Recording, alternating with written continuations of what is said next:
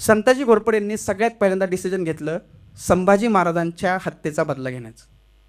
आपल्यासमोर कायम प्रश्न पडतो की छत्रपती संभाजी महाराजांचं एवढं मोठं बलिदान झालं, त्यांची दुर्दैवी हत्या झाली आणि या हत्येचा बदला मराठ्यांनी परत कधी घेतला का नाही. तर त्याचा पहिला बदला घेणारे होते संताजी घोरपडे.